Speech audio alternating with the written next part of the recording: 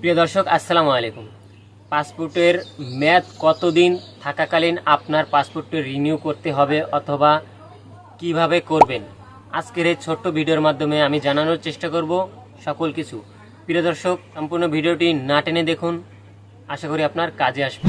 প্রিয় দর্শক, দেশের বাইরে কোথাও ঘুরতে অথবা জরুরি কোনো কাজে যাবেন, অথচ পাসপোর্টের মেয়াদ শেষ কিংবা বাকি আছে আর মাত্র কয়েকদিন অথবা এক মাস, এক্ষেত্রে কি করণীয় তা হয়তো অনেকেই জানেন না।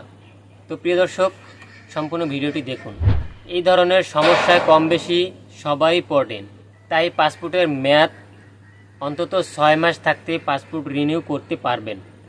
এটি বাধ্যতামূলক নয়, তবে 1 মাস থাকতেও আপনি পাসপোর্ট রিনিউ আবেদন করতে পারবেন। এটি সম্পূর্ণ পাসপোর্টধারীর ইচ্ছার উপরে নির্ভর করে।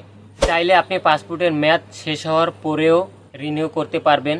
কিভাবে আপনি পাসপোর্ট রিনিউ করবেন সেটি যদি না জানেন, তাহলে অবশ্যই আমার এই ভিডিও ডিসক্রিপশন বক্সে অথবা আই বাটনে লিংক দেওয়া আছে, সেই ভিডিওটি আপনি দেখে আসতে পারেন। বর্তমানে বাংলাদেশের সব জেলায় পাসপোর্ট অফিসগুলোতে ই পাসপোর্ট কার্যক্রম চালু রয়েছে, তাই এমআরপি পাসপোর্ট নবায়ন করে আপনাকে ই পাসপোর্ট নিতে হবে।